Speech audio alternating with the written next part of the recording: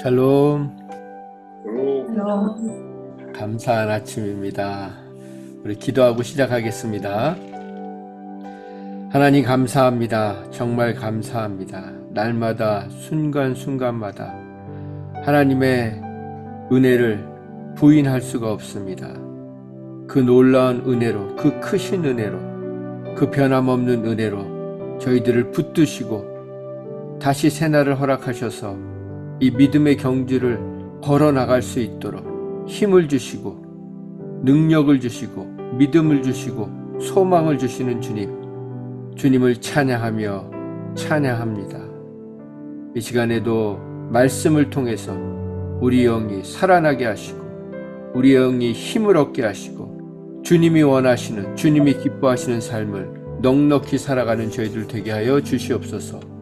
그렇게 역사해 주실 주님을 기대하며 주님 앞에 모든 것을 의탁하며 예수님의 이름으로 기도했습니다. 아멘. 아멘. 네, 오늘 말씀은 시편 28편입니다. 오늘 말씀의 제목은 크게 기뻐하라, 크게 기뻐하라 라고 정했습니다. 우리 1절 말씀에 보면 여호와여 내가 주께 부르짖으오니 나의 반석이여 내게 귀를 막지 마소서. 주께서 내게 잠잠하시면 내가 무덤에 내려가는 자와 같을까 하나이다 라고 지금 간절히 하나님 앞에 기도하는 장면으로 시작됩니다. 하나님은 우상처럼 침묵으로 일관하지 않으십니다. 우상은 말을 하지 못하지 않습니까? 그러나 하나님은 침묵하실 때도 있지만 오히려 끊임없이 말씀해 주시는 분이십니다. 그것도 구체적으로, 분명하게, 지속적으로, 그리고 자상하고 친절하게 말씀해 주시는 것입니다. 오늘도 하나님께서 이 말씀을 통해서 시편 28편을 통해서 우리에게 분명히 말씀해 주실 것입니다. 그런데 하나님이 왜 우리에게 말씀해 주시냐면 진심으로 우리를 사랑하시기 때문입니다. 그러나 때론 우리가 신앙생활을 하면서 하나님이 귀를 막으신 것 같은 느낌이 들 때가 있습니다. 전혀 안 들으시는 것 같은 느낌이 들 때가 있습니다. 그런 생각이 들 때가 있습니다. 그런데 그때는 내가 듣고 싶은 말을 안 해주시기 때문에 침묵하는 것처럼 느껴지는 것입니다. 내가 듣고 싶은 말을 해주셔야 되는데 하나님은 언제나 내가 듣고 싶은 말이 아니라 내가 들어야 할 말을 해주십니다. 하나님은 아부하지 않으십니다. 사람에게 아첨하지 않으십니다. 립서비스나 공치사를 하지 않으십니다. 우리처럼 부풀려서 얘기하거나 과장된 칭찬, 그걸 과찬이라고 하지 않습니까? 그런 과장된 칭찬을 하지 않으십니다. 대신에 하나님께서는 우리가 꼭 들어야 할 말씀만을 해주십니다. 그래서 놓치는 게 많습니다. 무슨 얘기인지 아세요? 주일 설교 들으시면 1시간 들으시고 뭐 30분을 들으셔도 30분에서 여러분이 기억나시는 게 몇 가지나 있으십니까? 왜 기억이 안 나는 줄 아세요? 내가 듣고 싶은 말이 별로 없기 때문이에요. 내가 듣고 싶은 말 많이 해주잖아요, 목회자가. 그러면 다 기억나요. 여러분 칭찬해 준 건요 다 기억난다고요. 그런데 믿음으로 살라, 감사하면서 살라, 남을 도우면서 살라, 우울하게 있지 말라, 이런 말은요 기억이 안 나는 거예요. 그래서 하나님이 오늘도 반복해서 말씀으로 늘 반복해서 지속적으로 우리에게 말씀해 주시는 것입니다. 그래서 여러분 집중해서 들으셔야 돼요. 그리고 정말 귀를 열고 들으셔야 돼요. 하나님이 귀를 막으신 게 아니고요, 우리가 귀를 막는다고요. 그래서 여러분, 제가 주중에도 어떤 분이 그런 카톡을 보내오셨어요. 목사님, 제가 설교를 다시 한번 유튜브로 들었는데 놓친 게 너무 많더군요. 그거예요. 우리가 듣고 싶은 말만 기대하면 놓치는 게 너무 많다고요. 그러나 하나님의 말씀으로 들으면 이런 말씀하셨구나, 이렇게 말씀하셨구나, 이게 다시 새롭게 다가옵니다. 오늘도 정말 하나님께서 우리에게 귀를 막고 계신 게 아니고 여전히 말씀하고 계시는 분임을 지속적으로 분명하게 자상하게 친절하게 말씀하시는 그 분임을 깨달아 아는 복된 시간 되기를 원합니다. 그래서 우리는 듣는 훈련을 계속해야 됩니다. 그래서 지금 훈련을 하고 있는 거죠. 저도 말씀을 전하고 있지만 지금 계속해서 하나님의 음성에 귀 기울이고 있습니다. 반복해서 들어야 됩니다. 그렇게 반복해서 말씀을 듣는 훈련을 하면 2절 말씀에 보면 내가 주의 지성소를 향하여 나의 손을 들고 주께 부르짖을 때에 나의 간구하는 소리를 들으소서. 여기에서 부르짖을 때가 울부짖을 때, 살려달라고 애원하면서 그렇게 막 통곡하면서 부르짖을 때 지금 여기 막 울부짖는 소리를 낸다고요. 그런데 우리가 때로는 울부짖으면서 기도해야 됩니다. 통곡하면서 기도할 때가 있어요. 그런데 제가 말씀드리고 싶은 포인트가 뭐냐면 우리가 계속해서 하나님의 음성을 듣는 훈련을 하면 울부짖으면서 기도할 일이 많이 줄어들어요. 울부짖으며 기도할 때가 있습니다. 그러나 어떤 분은 습관이 돼 있는 분들이 있어요. 기도만 하면 울면서 그냥 주여 도와주시옵소서 이렇게 그냥 이게 습관이 돼 있는 분들이 있다고요. 왜 그런지 아세요? 그 안에 슬픔의 영, 우울의 영, 비관의 영, 패배의 영이 꼭 붙들고 있는 거예요. 그러니까 기도할 때마다 기도만 하면 그냥 말할 땐 멀쩡한데 기도만 하면 울면서 기도하는 분들이 있어요. 간절히 간곡히 기도하지 말라는 뜻이 아닙니다. 우리가 정말 하나님의 말씀에 붙들리면요 그렇게 슬프게 기도할 일이 많지 않다는 거예요. 대신에 기도할 때마다 기대와 소망과 믿음과 인내로 기도하게 됩니다. 이게 틀려지는 거예요. 다윗의 시편에 흐름이 있어요. 뭐냐면 처음에 막 절망적인 상황을 막 하나님 앞에 부르짖어요. 오늘처럼. 그러다가 다윗이 어느 순간 턴오버가 됩니다. 갑자기 막 찬양을 하기 시작해요. 그리고 감사로 끝나고 찬양으로 끝나는 시편이 너무 많아요. 오늘 시편도 그 중에 한 편입니다. 우리가 상황을 보면 절박한데 하나님 앞에 엎드려서 기도하고 하나님을 바라보다 보면 어느 순간 우리 마음 가운데 기쁨과 소망과 확신과 믿음으로 충만해지는 거예요. 오늘도 우리의 삶에 우리가 예배가 끝나는 순간에는 그런 하나님이 주시는 감격과 기쁨과 기대와 소망이 충만한 저와 여러분 되기를 예수님의 이름으로 축원드립니다. 그래서 우리가 저번에도 나눴지만 유대인 대학살이 있을 때 그때 지하 감옥에 그 벽에 손으로 쓴 글이 있었다고 하지 않습니까? 그 글의 내용이 이렇습니다. 비록 태양빛이 우리에게 지금 비치지 않지만 지하 감옥에 있으니까 태양빛을 볼 수 있었겠습니까? 그러나 나는 태양이 있는 것을 믿노라. 비록 지금 내가 사랑이 느껴지지 않는 상황 가운데 있지만 그 진실된 사랑은 여전히 있는 것을 나는 믿노라. 그리고 마지막에 비록 하나님께서 침묵 가운데 계시는 것 같지만 나는 여전히 그리고 영원히 하나님이 살아계심을 믿노라. 우리에게 그런 믿음 하나님이 주실 줄 믿습니다. 그리고 우리도 그런 고백을 하면서 살아야 되는 것입니다. 하나님이 우리에게 셀 수 없는 복을 주셨습니다. 그런데 그 복을 무엇으로 누립니까? 믿음으로 누리는 겁니다. 믿음이 있는 자가 누리는 자입니다. 믿음 없으면요 아무것도 못 누려요. 그래서 오직 의인은 믿음으로 살리라. 무슨 믿음으로요? 하나님을 향한 절대적인 믿음, 흔들리지 않는 믿음. 그 지하 감옥 속에서도 나는 여전히 영원히 하나님이 살아계심을 믿노라. 우리는 천국에 가서 그 믿음의 사람을 만날 것입니다. 우리도 그런 믿음의 사람으로 저와 여러분이 살아가기를 원합니다. 그런데 3절에 보면 악인들의 특징이 있습니다. 3절 말씀 우리 요한 집사님 읽어봐 주실래요? 악인과 악을 행하는 자들과 함께 나를 끌어내지 마옵소서. 그들은 그 이웃에게 화평을 말하나 그들의 마음에는 악독이 있나이다. 네, 악인들의 특징은요, 겉은 친절하다는 거예요. 입으로는 이웃에게 다정하게 말하고 상냥하게 말하지만 그 마음속엔 악독이 가득하다. 증오가 가득하고 시기가 가득하고 질투, 비교, 판단하고 정죄하고 고집과 아집과 편견으로 가득하다는 것입니다. 이게 바로 악인들의 특징이라는 것입니다. 그러면 저와 여러분에겐 이 악인의 모습이 있지 않습니까? 왜 우리가 겉은 친절하게 하면서 왜 속으로는 그렇게 질투와 비교, 판단, 정죄, 고집, 아집, 편견, 증오, 시기가 가득합니까? 거절에 대한 두려움 때문입니다. 비난받는 것을 못 견뎌 하기 때문입니다. 그래도 남에게는 좋게 보이고 싫은 소리 안 듣고 싶기 때문인 것입니다. 그런데 여기 보면은 4절에 그런 악인들을 우리 진경자매님 4절 읽어봐 주실래요?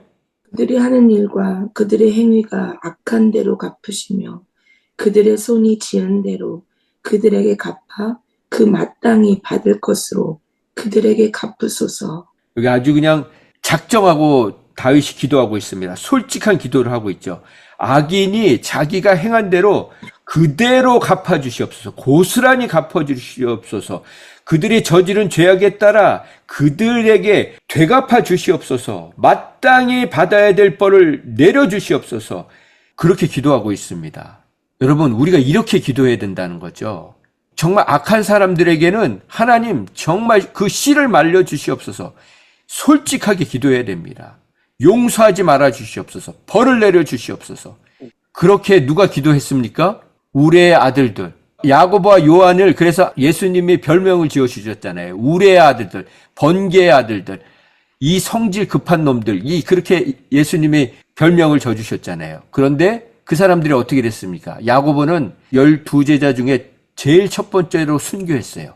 그리고 요한은 사랑의 사도가 되어서 요한계시록을 쓰면서 마지막에 순교한 자가 되었습니다. 여러분, 그래서 우리는요, 처음부터 예수님처럼 스데반처럼 기도할 수가 없는 거예요. 예수님과 스데반이 어떻게 기도했습니까? 저들의 죄를 용서해 달라고. 저들이 하는 짓을 모른다고. 그런 기도는요, 나중에 할 수 있는 기도예요. 처음엔 다윗처럼 이렇게 기도해야 돼요. 그런데 우리가 중요한 것은 주기도문에 어떤 기도가 있습니까? 우리가 우리에게 죄 지은 자를 용서하여 준 것 같이 우리의 죄를 용서하여 주시옵소서. 그렇게 기도하지 않습니까?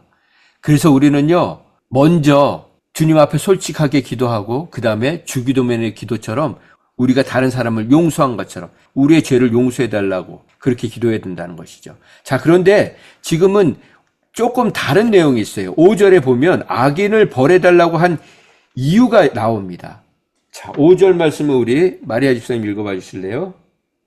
그들은 여호와께서 행하신 일과 손으로 지으신 것을 생각하지 아니하므로 여호와께서 그들을 파괴하고 건설하지 아니하시리로다. 네, 여기 보면 지금 악인을 벌해달라고 다윗이 그렇게 기도한 이유는 악인들이 나를 괴롭혀서 그게 아니고요. 다른 사람들이 나를 섭섭하게 해서 내 속을 긁어서 나를 무시해서 나의 자존심을 상하게 해서 그래서 그 사람들을 벌해달라는 게 아니고요. 5절에 보면 하나님을 업신여기고 하나님을 우습게 여기고 그 하나님이 행하신 모든 것들을 하찮은 일로 여기고 그렇게 하나님을 무시하고 하나님의 말씀을 무시하고 농담으로 여긴 이런 사람들 때문에 그런 악인들을 벌해달라고 한 것입니다. 그런 사람들이 다시는 일어나지 못하게 입을 벌리지 못하게 입을 막아달라고 벙어리가 되게 해달라고 벌을 내려달라고 기도한 것입니다. 그 다음에 6절 말씀 우리 정건사님 읽어봐 주실래요? 여호와를 찬송하며 내 간구하는 소리를 들으심이로다. 아멘.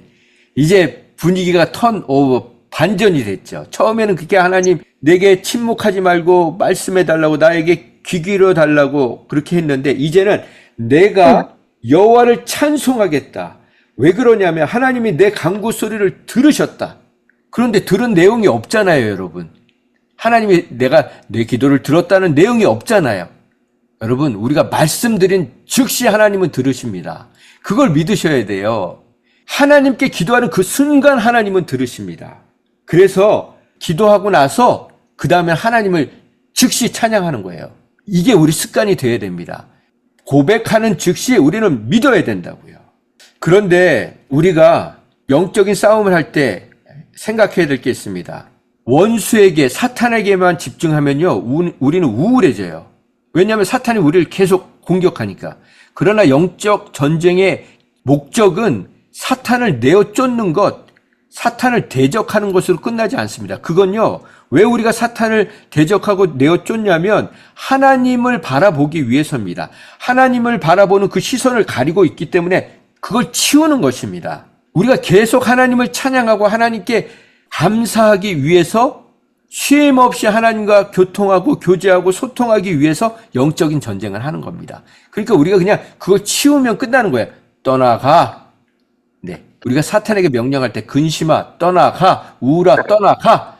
그러고 나서 우리가 계속 떠나가 이거 하는 게 아니고요. 뭐 해야 돼요? 찬양해야 되는 거예요. 찬양하면 분위기가 완전히 바뀝니다. 그러니까 여러분 전쟁만 하지 마시고 찬양하십시오. 가장 우리가 강력하게 찬양하는 게 기뻐하는 거예요. 그래서 7절부터 분위기가 완전히 반전이 됐죠. 우리 7절 말씀 요한 집사님 읽어봐 주실래요? 여호와는 나의 힘과 나의 방패이시니 내 마음이 그를 의지하여 도움을 얻었도다. 네, 여기서 여호와는 나의 힘이라고 할 때 이 힘을 영어 성경에는 파워라고 하지 않고 스트렝스라고 했어요. 스트렝스. 물론 이제 파워나 스트렝스도 같은 말인데 이 스트렝스의 의미는 뭐냐면 힘, 기운, 용기인데 어떤 힘이냐면 역경을 이겨내는 힘, 고난을 이겨내는 힘입니다. 다른 얘기로 하면 인내력, 지구력, 내구력, 견고함인 거예요. 그래서 이사야 26장 3절에 보면 심지가 견고한 자를 평강의 평강으로 지키신다. 심지는 뭡니까? 마음 아닙니까? 마음이 주님 앞에 굳게 뿌리 내린 사람, 견고한 사람에게는 평강의 평강으로 지키신다.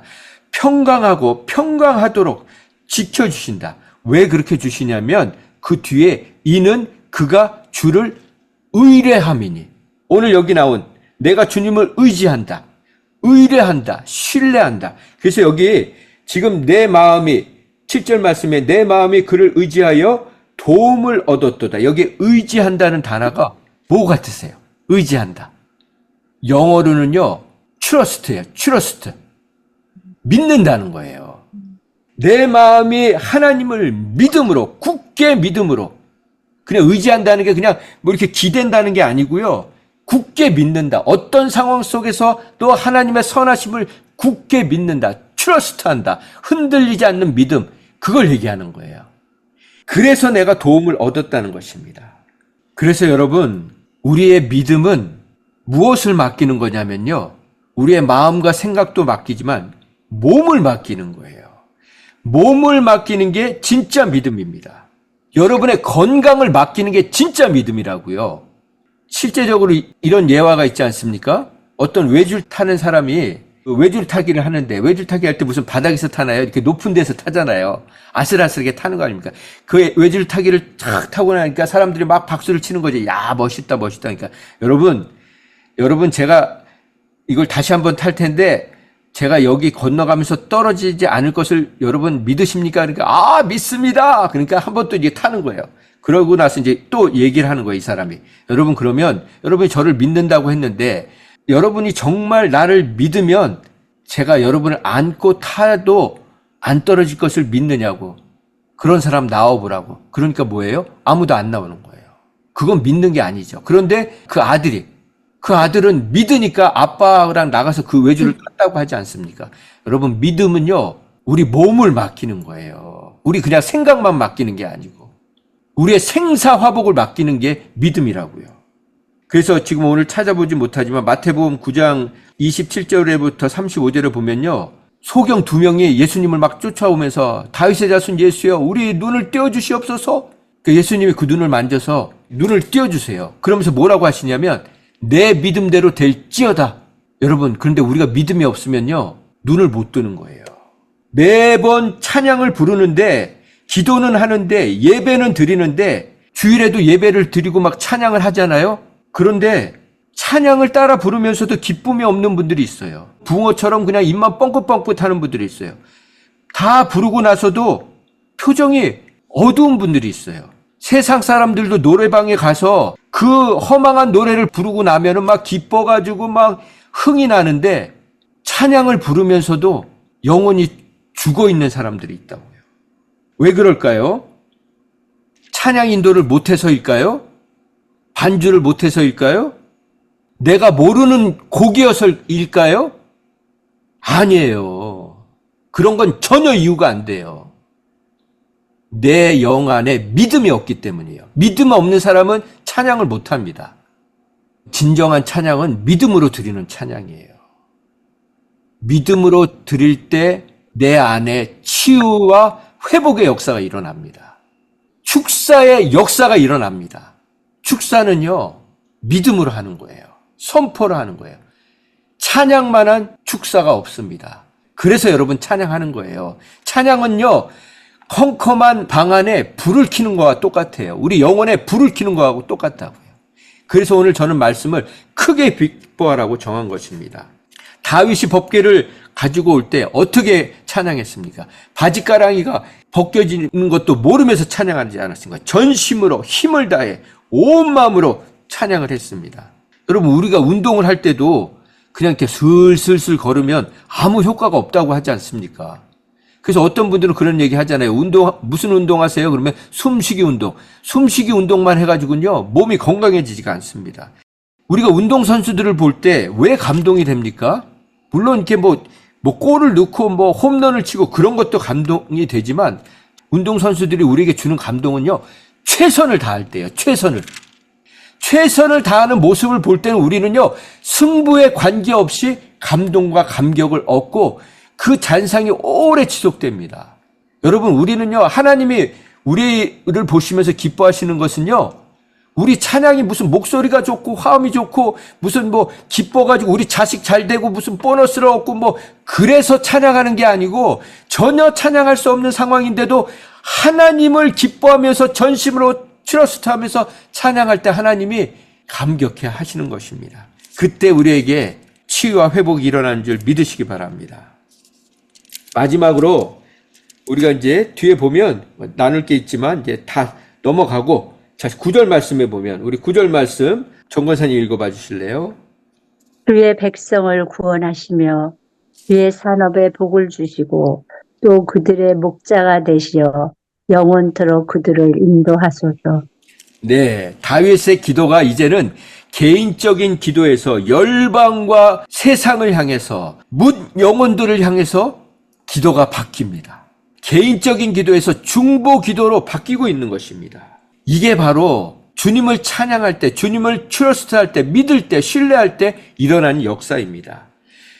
우리가 믿음이 생기면요, 더 이상 내 기도에 붙들려 있지 않아요. 갑자기 다른 사람들의 기도로 하나님이 이끌어 가십니다. 너를 위해서 그만 기도해. 자, 이 사람들을 위해서 기도해. 더 어려운 사람들이 많아. 그래서 건강한 기도의 패턴은 이렇게 바뀌는 거예요. 내 문제 위해서 기도하려고 했는데 눈만 감으면 하나님이 다른 영혼 생각나게 하시는 거예요. 이게 정말 만복을 누리는 비결입니다. 왜 그렇습니까? 왜 우리가 하나님이 중보 기도를 하게 하시냐면요, 그 영혼들이 나와 같은 복을 누리도록 하기 위해서. 우리가 받은 복이 얼마나 많지 않습니까? 나 같은 복을 누리는 사람이 되게 해달라고. 저와 여러분이 복 받은 사람들 아닙니까? 하나님, 저 영혼도 저처럼 이 복을 누리면서 살게 해주세요. 그게 바로 중보 기도 아닙니까? 그러려면 우리 안에 정말 이 크게 기뻐하는 것. 여러분, 두 사람이 있습니다. 기도하면서 점점 우울해지고 슬퍼지는 사람이 있고요, 기도하기 시작하면서 찬양과 감사로 바뀌는 사람이 있어요. 어떤 사람이 이렇게 바뀌는지 아세요? 크게 기뻐하는 사람들, 항상 기뻐하는 사람들, 전심으로 기도하는 사람들. 자, 그래서 제가 말씀을 정리합니다. 왜 우리가 기도가 바뀌어야 되냐면, 하나님이 주신 복을 우리가 갖고 있으면요, 이거는 반드시 나누게 돼 있어요. 나눠야 합니다. 기도는 실제적인 나눔으로 연결이 돼야 합니다. 그때 우리는 더 귀한 하나님의 마음을 깨닫게 됩니다. 여러분, 그 바퍼 목사님 아세요? 그 최일도 목사님이라고, 청량리에서 바퍼주는 사역, 그 사역을 하신 목사님. 지금은 보니까 막 무료 병원도 만드시고 11개국에서 그 사역을 하고 계시더라고요.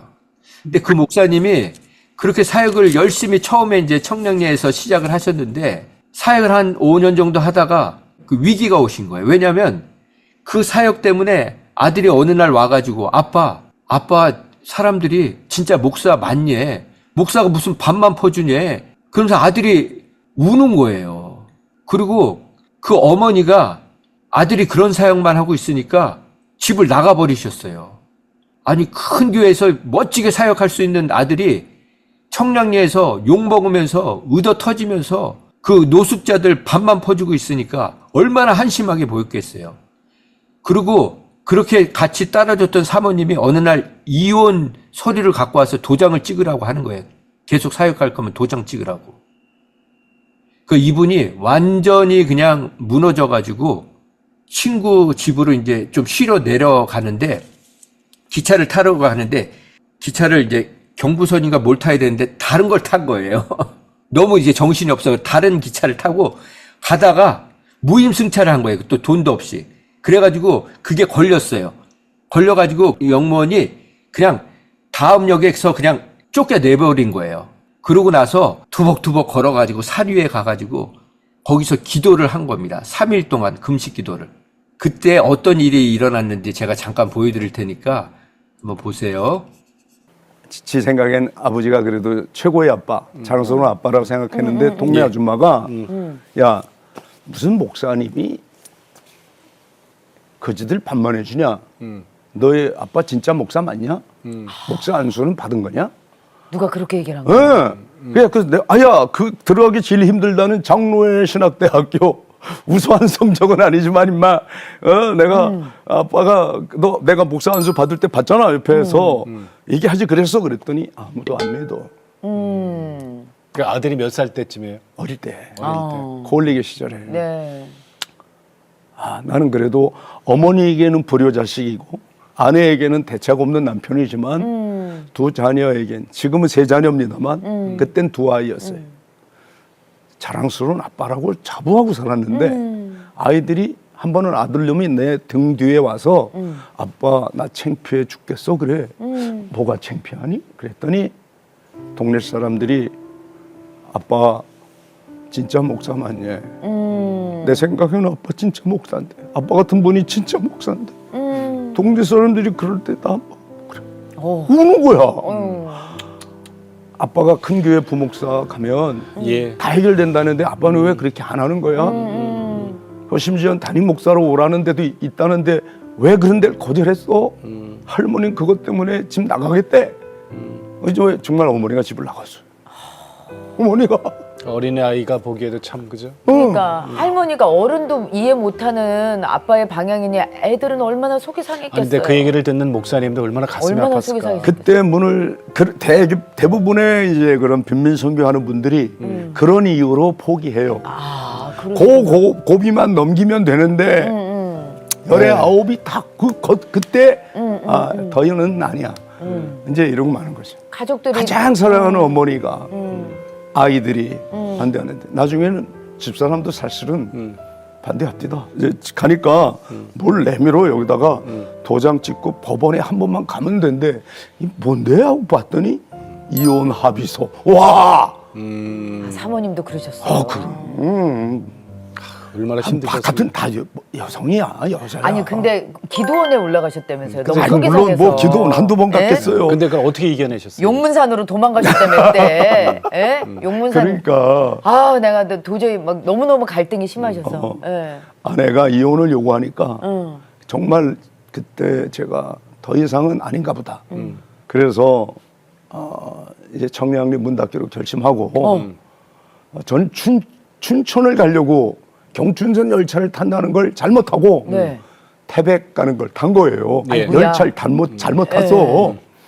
그런데 그 경포현 아저씨가 오더니 어디까지 가시네요.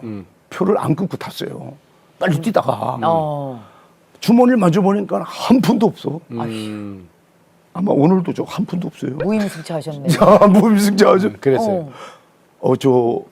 한 푼 그랬더니 저를 그때 딱 이렇게 잡아가지고 이칸저칸 끌고 다니면서 이렇게 멀쩡한 분이 무임승차하고 지랄입니다 여러분. 이러면 되겠습니까? 이러고 망신을 주는데 온갖 조롱과 멸시, 천대를 저는 그때 딱 제 입에서 나오는 말이 죽고 싶다는 말이에요. 차라리 열차가 이렇게 지금 올라가고 있는데 내려오는 열차에 머리를 갖다 대고 싶더라고. 그 정도 자살 충동을 느낄 만큼 창피했어요. 비참하고 내 인생이 어떻게 이렇게까지 됐나. 나 이런 사람 아닌데 정말 어떻게 이렇게까지 됐나. 이러면서 뭐 내가 뛰어내릴 것도 없이 용문역에 그 건편 아저씨가 내리라고 등을 떠밀더라. 그래서 떨어졌어요. 용문역에 굴러 떨어졌어. 그리고선 터벅터벅 걸어서 용문사라는 절간 그에서부터도 한참을 한 시간 반 정도 올라갔어. 산으로. 산으로. 예. 그랬더니 넓적한 마당 바위가 있습니다. 바위 하나가 우리 스튜디오만 해요. 일자로 딱 칼로 베인 것처럼 떡시루처럼 넓은 바위가 있는데 바로 그 옆에는 맑은 물이 흐르고 거기에 엎어져서 사흘 밤낮을 통곡하고 울었어요. 금식으로. 먹을 게 없죠. 금식이지 뭐. 그치, 난 금식이나 금식기도 하러 간 거 아니고 춘천에 내 친구가 그때 중어중문학 강원대학 중어중문학 그 교수가 있었어요. 그 집에서 며칠 지내면서 내가 선교사로 갈까? 난 앞으로 이제 집사람이 이혼하자니 나 어떡하지? 이제 이러고 있을 때 머리 식히러 춘천 가려고 그러다가 열차를 잘못 타서 태백으로 가는 거 타고 가다가 용문역에서 떨어진 거예요. 거기서 원치 않는 금식을 사흘을 했어요. 사흘만 굶으면 코가 개코가 됩니다. 예민해지죠. 예민해지죠. 냄새가 포착이 나. 딱 눈은 안 떠져요. 왜냐하면 너무 많이 울어서 눈탱이가 밤정정 부어가지고 코가 뜨는데 이거 밤 냄새인데 하는 밤 냄새가 나요. 산에. 산에서. 예. 가까운 데서 누가 이 뜸을 들이는 냄새야 분명히. 예. 그래서 그 뜸 냄새 나는 냄새 따라. 냄새 따라 갔는데 할아버지 한 분이 텐트를 치고 예. 텐트 앞에다가 상추까지 심어놨어. 한여름 거기서 나려고. 이산저산 다니는 이제 약촉해는 할아버지예요. 그분이 밥을 이제 막 드시려고 뜸을 들이는 중이야. 예. 얼마나 배가 고팠겠어. 난 그래도 5년 동안 무료로 밥을 해드렸는데 노인들과 노숙자들을. 그래서 어르신 안녕히 주무셨어요 인사드리고 밥만 본 거예요. 이렇게. 딱 눈치가 구단이야. 그러겠죠. 너 어디서 온 도둑놈이냐? 딱 이래. 저 도둑놈 아닙니다. 아니긴 뭐가 아니야. 너 밥도둑놈이잖아. 이 밥 얻어먹겠다는 수작 아니냐? 딱 전곡을 찔려가지고 죄송합니다. 역시 나는 되는 일이 하나도 없구나. 이러고 가는데 예. 이분이 불러요. 젊은이 일로 와봐. 네. 그때 이분이 세상에 공짜는 없다. 너 이 밥 먹고 내 부탁 하나 들어줘. 무슨 부탁인데요? 그랬더니 청량리 가라. 청량리를 왜 가요? 그랬더니 청량리 최일도가 밥 거저줘. 최일도한테 밥만 얻어먹지 말고 리아까 하나 사달라 그래서 인생 새로 시작해 임마. 그분이. 그분 아는 분이셨어요? 안 모르지. 제가 처음 봤죠. 근데 그분이 최일도라는 얘기를 해요? 그래서 아니 최일도를 봤냐 물어봤어요. 내가 약초 비싼 거 갖다 직접 경동시장에 팔려고 한번 청량리를 나갔더니 사람들이 줄이 서 있더래. 이건 무슨 줄이냐 물어봤더니 최일도 목사가 배고픈 사람 위에 밥 주는 줄이래. 그때 줄 섰다가 자기가 먹으면 누군가 늘 와서 먹는 한 사람이 못 먹을까 봐. 요즘은 누구나 와도 먹지만 네. 그때는 딱 200명, 300명 딱 이렇게 제한돼 있으니까. 네네. 그날도 내가 와서 내 손으로 해 먹었다. 거기 줄 서셨다가 빠져나오셨구나. 거기 가. 그러면서 너 약속 꼭 지켜라. 제가 그때 밥을 먹으면서 이 밥 먹고 청량리 가래. 4시간. 이 밥 먹고 최일도 만나래. 최일도를 야. 만나러 가라니 이게 하나님 음성으로 들리더라. 이 말. 저는 그 지금까지 신학교 다니면서 그렇게 많은 기도원에서 또는 수도원에서 기도를 해도 이보다 더 확실한 하나님의 소원 들어본 적이 없는 거예요. 그렇죠. 일도야, 일도 만나러 가라. 일도야, 너의 사명 실현지야. 청량리로 가라. 그때는 감사와 감격의 눈물이지 뭐. 기껏 나왔더니. 네, 여러분 이제 사역을 접겠다고 나오셨는데 하나님이 그렇게 보내셔서 자기도 알지 못하는 그 사람에게 네가 평생 할 일은 그 일이다. 그래서 다시 목사님이 그곳으로 가셔서 결국은 지금까지 사역을 잘 하고 계십니다. 이혼 안 하셨고요. 자녀들은 또 아주 훌륭하게 또 자랐고요. 그렇습니다. 정말 우리가 기도하는 이유는 결국은 이렇게 살기 위해서, 삶으로 나누기 위해서라고 믿습니다. 기도하겠습니다. 하나님 감사합니다. 정말 다윗이 하나님이 안 계신 것 같은 그런 절박한 마음으로 기도했지만 하나님은 여전히 다윗 옆에 계셨고 다윗이 그렇게 주님 앞에 부르짖을 때 다 듣고 계셨고 결국에는 다윗의 입술을 통해서 내가 하나님만을 의지해서 큰 도움을 얻었다고 고백하며 찬양하게 하셨습니다. 그리고 열방을 향해 기도할 수 있는 믿음의 사람 되게 하시고 또 열방의 무백성들을 위해서 그렇게 선 왕으로 살아가게 하셨습니다.